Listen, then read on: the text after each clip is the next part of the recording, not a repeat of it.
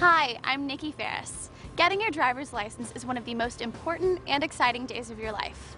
When you go to the DMV, you'll be tested on how well you know the rules of the road, as well as your driving ability. You'll also be asked a very important question. Do you wish to register to become an organ and tissue donor?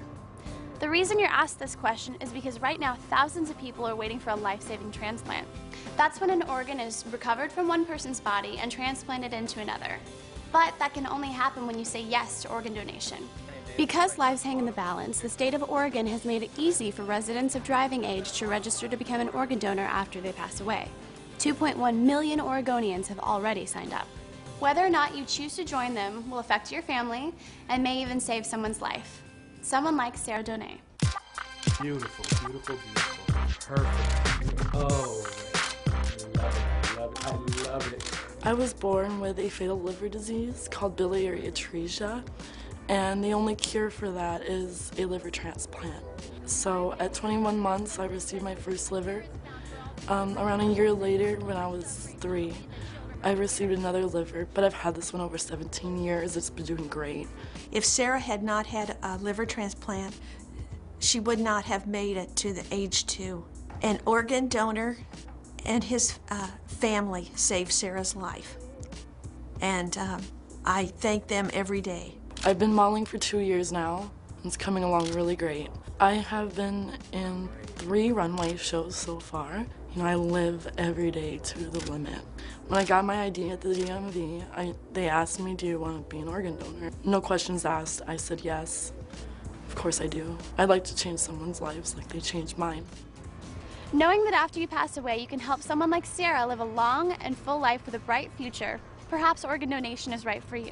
Are you signed up to be an organ donor? No, but I really want to. I'm talking to my parents about it right now. Not yet. I'm actually going to be in the process of signing up.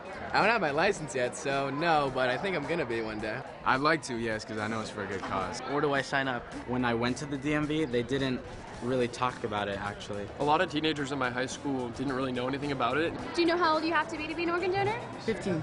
16? Was it 18? 16? I'm not sure. 18? 18. I think I heard 13 from somewhere. You can sign up at the age of 13, but until you turn 18, the decision is ultimately up to your parents. Registering just helps them confirm your decision. Also, you don't have to wait until you get your driver's license to sign up. You can do it when you get an ID card at the DMV, or you can sign up online at the age of 13 at donatelifenw.org or gorecycleyourself.com. What a difference one donor can make, saving up to 8 lives through organ donation and helping up to 50 lives through tissue donation. The need for donation is huge. Over 110,000 people nationwide and about 2,500 people in Oregon and Washington are waiting for a life-saving transplant. I'm here with Philip Jones. Philip was once on dialysis and knows the importance of organ donation. So can you tell me, what is dialysis? Dialysis is a backup for your kidneys. You know, your kidneys aren't able to function as well as they should. So dialysis basically backs up what your kidneys can't do. They put a tube basically in your stomach around your bladder and your kidneys. It filters your blood and then it comes back out into a bag. I had to do mine for 9 hours. I didn't want to do dialysis. I wanted to continue my life and be able to stay out later and stuff like that. But then I realized it's your health, it's your life, and you want to live as long as you can to be able to do things that you've always wanted to do. So how has your quality of life improved after receiving your new organ? It's improved a lot. I was 17 when I had my transplant, and I felt great. I felt so relieved after the fact that I had it, because honestly, to myself, I was thinking in my head, like, if I didn't get it soon, I wasn't really going to be here that much longer, because my doctors kept saying, you know, your kidney function is going down, they're still going down, they're going down, they're going down. I mean, people don't realize until they see it how much it helped somebody's life after having a transplant. But for some people waiting for a heart, liver, or lungs, they don't have the option of a machine to keep them alive.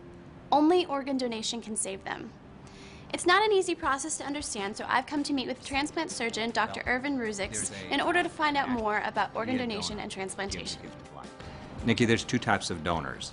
The most common type is the deceased donor, which means that somebody has died and have volunteered to donate their organs to help save the life of somebody in need.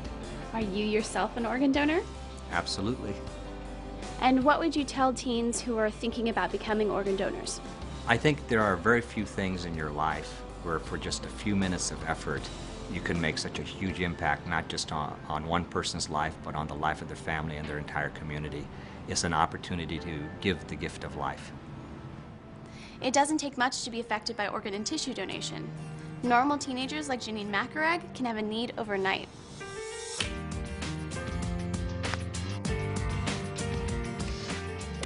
So I was playing basketball and my coach asked me to do a one-on-one demonstration, and I had to go full out 100%, and when I went to shoot for the layup, my teammate pushed me against the wall and my ACL had torn. The ACL is a ligament that helps bend your knee and be able to do regular activities throughout the day. The simple things, I just couldn't do it anymore. Like, the pain really had a big impact on me and the injury had a big impact on me. Being a donor, you'll help a lot of people. You'll prolong life. Like what happened to Janine. I didn't even know that can come back to any kind of sports again. Someone was able to donate a ligament to me, and I realized how important it was to me. And especially because I don't know who the donor was, it just makes me that much more grateful for it. So when it comes to registering as a donor, it really is a matter of life or death. But most importantly, life. If you decide not to register, that's okay. It's a personal choice. But if something tragic does happen to you, the decision to donate does not go away. It becomes the responsibility of your family. And the circumstances under which they have to make that decision could not be more difficult.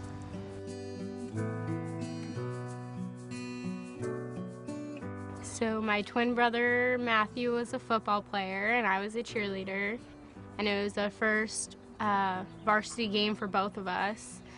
And Matthew was on the field. He went to go block somebody when they hit. Something went wrong and Matthew got hurt.